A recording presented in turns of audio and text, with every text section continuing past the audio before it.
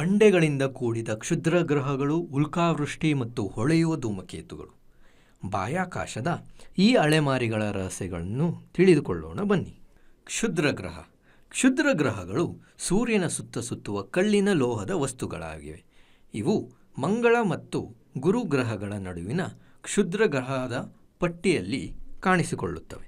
ಧೂಮಕೇತುಗಳು ಇವು ಸೂರ್ಯನ ಕಡೆಗೆ ಚಲಿಸುವ ಹಿಮಭರಿತ ಕಾಯಗಳು. ಇವು ಬಂಡೆಗಳು, ಧೂಳು ಮತ್ತು ಗಣೀಕರಿಸಿದ ಅನಿಲಗಳಿಂದ ಉಂಟಾಗುತ್ತವೆ. ಇವು ನೆಪ್ಟ್ಯೂನ್ನ ಹಿಂದೆ ಇರುವ ಕೂಪರ್ ಪಟ್ಟಿ ಅಥವಾ ಕೂಪರ್ ಬೆಲ್ಟ್ ಮತ್ತು ಊರ್ಟ್ ಮೋಡದಂತಹ ಬಹಳ ದೂರದ ಪ್ರದೇಶಗಳಿಂದ ಬರುತ್ತವೆ. ಅಲ್ಲಿ ನೀರು ಮತ್ತು ಅನಿಲಗಳು ಗಣೀಕರಿಸುವಷ್ಟು ತಂಪಾಗಿರುತ್ತದೆ. ಇವು ಸೂರ್ಯನ ಹತ್ತಿರ ಚಲಿಸುವಾಗ ಹಿಮವು ಆವಿಯಾಗಿ ಪ್ರಖರವಾದ ಧೂಮ ಮತ್ತು ಬಾಲವನ್ನು ರೂಪಿಸುತ್ತವೆ. ಉಲ್ಕೆಗಳೆಂದರೆ ಬಂಡೆ ಮತ್ತು ಧೂಳಿನ ಸಣ್ಣ ತುಂಡುಗಳು.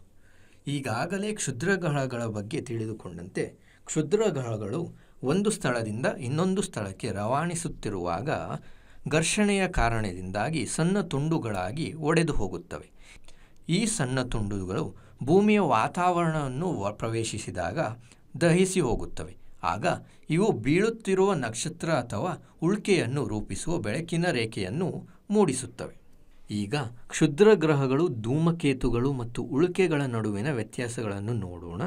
ಕ್ಷುದ್ರ ಗ್ರಹಗಳ ರಚನೆ ಬಂಡೆಗಳು ಮತ್ತು ಲೋಹಗಳಿಂದ ಆಗಿರುತ್ತವೆ ಹಾಗೂ ಧೂಮಕೇತುಗಳು ಹಿಮ, ಧೂಳು ಮತ್ತು ಬಂಡೆಗಳಿಂದ ರಚಿಸಿಕೊಂಡಿರುತ್ತವೆ ಹಾಗೂ ಉಲ್ಕೆಗಳು ಬಂಡೆ ಅಥವಾ ಧೂಳಿನಿಂದ ರಚನೆಗೊಂಡಿರುತ್ತವೆ.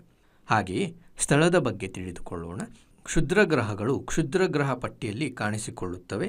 ಧೂಮಕೇತುಗಳು ಕೂಪರ್ ಪಟ್ಟಿಯಲ್ಲಿ ಕಾಣಿಸಿಕೊಳ್ಳುತ್ತವೆ ಹಾಗೂ ಉಲ್ಕೆಗಳು ಭೂಮಿಯ ವಾತಾವರಣದಲ್ಲಿ ಕಾಣಿಸಿಕೊಳ್ಳುತ್ತವೆ. ಈಗ ಇವೆಲ್ಲವುದರ ನೋಟಗಳನ್ನು ನೋಡೋಣ. ಕ್ಷುದ್ರ ಗ್ರಹಗಳು ಅನಿಯಮಿತ ಹಾಗೂ ಬಾಲವಿಲ್ಲದ ಗ್ರಹಗಳಾಗಿರುತ್ತವೆ ಹಾಗೂ ಧೂಮಕೇತುಗಳು ಹೊಳೆಯುವ ಬಾಲ ಹೊಂದಿರುತ್ತವೆ ಹಾಗೂ ಉಲ್ಕೆಗಳು ಪ್ರಖರವಾದ ಬೆಳಕಿನ ರೇಖೆಯನ್ನು ಹೊಂದಿರುತ್ತದೆ. ಈಗ ಇವುಗಳ ಗಾತ್ರದ ಬಗ್ಗೆ ತಿಳಿದುಕೊಳ್ಳೋಣ. ಕ್ಷುದ್ರ ಗ್ರಹಗಳು ಬಹಳ ದೊಡ್ಡದಾಗಿರುತ್ತವೆ ಹಾಗೂ ಇವುಗಳ ಗಾತ್ರ 100 ಕಿಲೋಮೀಟರ್ ತನಕ ದೊಡ್ಡದಾಗಿರುತ್ತವೆ ಹಾಗೂ ಧೂಮಕೇತುಗಳು ಚಿಕ್ಕದಾಗಿರುತ್ತವೆ ಹಾಗೂ ಇವು ಕೆಲವೇ ಕಿಲೋಮೀಟರ್ನಷ್ಟು ದೊಡ್ಡದಾಗಿರುತ್ತವೆ.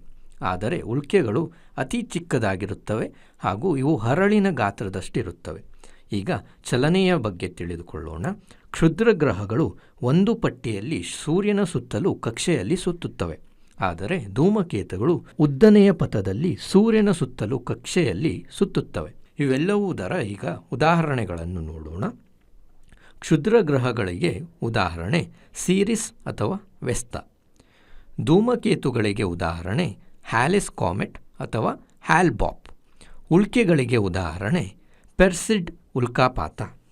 ನಮ್ಮ ಸೌರವ್ಯೂಹದಲ್ಲಿ ಅತಿ ಹೆಚ್ಚು ಪ್ರಸಿದ್ಧವಾಗಿರೋ ಧೂಮಕೇತುವೇ ಹ್ಯಾಲಿ ಧೂಮಕೇತು. ಈ ಹ್ಯಾಲಿ ಧೂಮಕೇತು 76 ವರ್ಷಗಳಲ್ಲಿ ಕೇವಲ ಒಂದು ಸತಿ ಕಾಣಿಸಿಕೊಳ್ಳುತ್ತದೆ. ಇದನ್ನು 1705ರಲ್ಲಿ ಖಗೋಳಶಾಸ್ತ್ರಜ್ಞ ಎಡ್ಮಂಡ್ ಹ್ಯಾಲಿ ಅವರ ಹೆಸರಿನಿಂದ ಕರೆಯಲಾಗಿತ್ತು. ಇದು 15 ಕಿಲೋಮೀಟರ್ ಉದ್ದ ಮತ್ತು 8 ಕಿಲೋಮೀಟರ್ ಅಗಲವಾಗಿದೆ ಹಾಗೂ ಹಿಮ, ಧೂಳು ಮತ್ತು ಬಂಡೆಗಳಿಂದ ರಚನೆಗೊಂಡಿದೆ. ಧೂಮಕೇತುಗಳ ಕುರಿತು ಇನ್ನೂ ಹೆಚ್ಚು ಪಾಠ ಯೋಜನೆ ಆಧಾರಿತ ಕಲಿಕಾ ಮಾಡ್ಯೂಲ್ಗಳನ್ನು ತಿಳಿದುಕೊಳ್ಳಲು ಪ್ಲೇಸ್ಟೋರ್ನಿಂದ ಟೀಚೋಪಿಯಾ ಆ್ಯಪನ್ನು ಡೌನ್ಲೋಡ್ ಮಾಡಿಕೊಳ್ಳಿ. ನಮ್ಮಲ್ಲಿ ಉಲ್ಕಾವೃಷ್ಟಿಗಳಿವೆ, ಆದರೆ ಕೆಲವು ನಕ್ಷತ್ರಗಳು ಸ್ಥಿರವಾಗಿರುತ್ತದೆ. ಈ ನಕ್ಷತ್ರಗಳು ಮಾದರಿಗಳನ್ನು ರೂಪಿಸಿತು ಮತ್ತು ಜ್ಯೋತಿಷ್ಯವನ್ನು ರೂಪುಗೊಂಡಿತು. ಅದನ್ನು ಇಂದಿಗೂ ಅನುಸರಿಸಲಾಗುತ್ತದೆ. ಈ ನಕ್ಷತ್ರಗಳ ಮಾದರಿಗಳು ಹೇಗೆ ರೂಪುಗೊಂಡವು ಮತ್ತು ಅವುಗಳನ್ನು ಹೇಗೆ ಗುರುತಿಸುವುದು ಎಂಬುದನ್ನು ಮುಂದಿನ ವಿಡಿಯೋದಲ್ಲಿ ತಿಳಿದುಕೊಳ್ಳೋಣ.